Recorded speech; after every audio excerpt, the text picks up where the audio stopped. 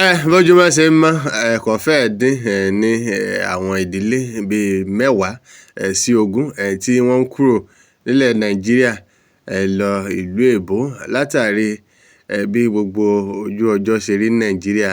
Ọrọ̀ ajé ni o, gbogbo ẹ̀ polúkúmuṣú, ìnira báwọn èèyàn. Bẹ́ẹ̀ làwọn èèyàn ń wò ó pé ó dàbí ẹni pé ìlú yìí kò fẹ́ẹ̀ bẹ́mi lára mu mọ́, làwọn èèyàn bá ń jápa. Jápa ní ìsìn ó ti di àṣà. Bàbá kan rèé tó wá kó àwọn ọmọ rẹ̀ láti ìlú UK lẹ́yìn bí odidi oṣù bíi mẹ́jọ. Ọgbọ́n táwọn ẹlòmíín ta ní ìsìn rèé. Bàbá àti ìyá wọn lè mọ́ lọ́pọ̀ nígbà kan náà nítorí owó. Bọ́mọ bá ṣe pọ̀ sí, owó rẹ̀ ó ṣe pọ̀ sí. Owó visa, owó tíkẹ́ẹ̀tì, owó gbogbo àwọn nǹkan tó san lórí àwọn ọmọ ọ̀hún. Bàbá yìí òun àti ìyàwó rẹ̀ wọ́n kọ́kọ́ lọ. Wọ́n fa àwọn ọmọ lẹ̀ sí Nàìjíríà. Lẹ́yìn oṣù mẹ́jọ ni wọ́n tó wá kó wọn.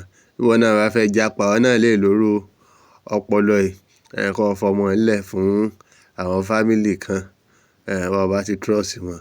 Ẹ máa gbọ́ bí bàbá yìí ṣe wá kó àwọn ọmọ yìí. Yorùbá Report náà ní ẹ̀lẹ́ gbogbo eléyìí ní bẹ̀rẹ̀ ìrìn àjò àwọn ọmọ mi wá sí ìlú UK. A rí wípé bàbá wọn lọlé láti lọ kó wọn. Ibi báyìí wọn mọ̀ kó bàbá wọn wà round. Wẹ́rẹ́ ló yọ sí wọn. Wọ́n sọ pé dádì. Eléyìí jẹ́ ìyàlẹ́nu fún wọn lọ́pọ̀lọpọ̀ nítorí wípé wọn ò retí bàbá wọn. Ní ọ̀pọ̀ ìgbà ní ọjọ́ tí bàbá wọn wà ní ibi báyìí ló ti pè wọ́n lórí fóònù tó ti sọ̀rọ̀ láì mọ̀ wípé bàbá wọn wà ní ìtòsí. Wọ́n sọ wípé bàbá wa a miss yín lọ́pọ̀lọpọ̀ nítorí pé ó pé oṣù mẹ́jọ tí a ti rí yín gbẹ̀yìn. Inú wọn sì dùn, inú bàbá wọn náà ó sì dùn pẹ̀lú wípé òun rí àwọn ọmọ yìí ní ayọ̀ àtàlàáfíà. A wá rí wípé bàbá kó wọn láti lọ gẹrun wọn kí àwọn ọmọ yìí kí wọ́n bá lè rí dáadáa. Níbí bá rí wípé wọ́n assist wọn lọ síbi airport, wọ́n sì jókòó láti ya àwòrán fún ìgbà díẹ̀. Níbí bá alákọ̀ọ́kọ́ ní eléyìí tí wọ́n máa rí ọkọ̀ òfurufú. Inú wọn sì dùn. Wọ́n rí wípé ọkọ̀ òfurufú mà lélẹ́yìí tòótọ́. A sì rí wípé àwọn ọmọ yìí sọ wípé a ó wọ ọkọ̀ òfurufú fún ìgbà àkọ́kọ́. Inú wọn dùn nítorí wípé Qatar Airways òun ni àwọn ọmọ yìí wọ̀. Nígbà tí wọ́n dénú ọkọ̀ òfurufú, Qatar ó tọ́jú àwọn ọmọ yìí gidi gan ni. A sì rí àánú níbí báyìí níbi tí ó ti ń dúpẹ́ tó ń gbàdúrà fún oúnjẹ tí wọ́n fún. Qatar fún wọn ní oúnjẹ oríṣiríṣi. Wọ́n sì fún wọn ní àwọn ohun tí ọmọdé fi ń ṣeré, èyí tí wọ́n kó sínú àpò tí à ń gbé dání, ìyẹn handbag. Wọ́n kó síbẹ̀ fún wọn láti fi ṣeré. Kọ́lọ̀ wà ńbẹ̀, pẹ́ńsù wà ńbẹ̀, nǹkan oríṣiríṣi ni wọ́n fún àwọn ọmọdé. Wọ́n tọ́jú wọn ní tòótọ́, èyí tí kò jẹ́ kí bàbá wọn mọ àlá. Lẹ́yìn ìgbà tí wọ́n jẹun tán, wọ́n wá wò pé òkè, ẹ jẹ́ ká wo àwòrán. Nígbà tí a ti jẹun tán, ìgbà tó jẹ́ wípé okunú òun la fi ń gbé tìta. Wọ́n wo àwòrán oríṣiríṣi èyí tó tọ́ fún ọjọ́ orí ọmọdé.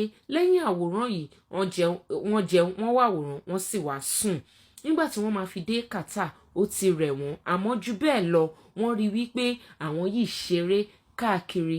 Níbí báyìí inú wọn dùn lọ́pọ̀lọpọ̀ nítorí pé àwọn ohun tí wọ́n rí yìí wọ́n rí fún ìgbà àkọ́kọ́. Inú bàbá wọn náà sì dùn pẹ̀lú wípé àwọn ọmọ yìí òun ní orí ọ̀fẹ́ láti wà pẹ̀lú wọn, láti wá kó wọn. Aṣọ tí wọ́n wọ̀ yìí òun náà ni AMC culture. Àwọn ni wọ́n rán aṣọ yìí fún àtòkè àtilẹ̀. Aṣọ tí ó sì dára pẹ̀lú ni. Inú àwọn ọmọ yìí ó dùn lọ́pọ̀lọpọ̀. Ẹ̀bùn ni wọ́n nìyẹn tó ń sọ wípé ṣé òun rẹwà. Bàbá rẹ̀ sì sọ wípé ó rẹwà. Níbí báyìí wọ́n ti ń bọ̀ ní Glasgow, níbi tí èmi náà ti gbé ara nílé láti lọ bá wọn. A rí wípé wọ́n ya àwòrán. Níbí èmi wà nínú mọ́tò nítorí pé ọkọ̀ mi ti ń fà sí wọn. Mo lọ bá wọn ní Glasgow airport, bó tilẹ̀ jẹ́ wípé mo mà àsìkò tọ́mọdé, àmọ́ nítorí pé ojú mi wà lọ́nà, mo ṣáà jókòó síbẹ̀. Mo jókòó fún bíi wákàtí 3. Mo ń dúró dè wọ́n. Mo wò pé ìdúró èyí tí ó dára náà ni. Wẹ́rẹ́ ni wọ́n bá yọ sí mi láti ọ̀kan. Mo wò wípé àwọn ọmọ mi rèé. Àwọn ọmọ yìí leléyìí láti oṣù yìí.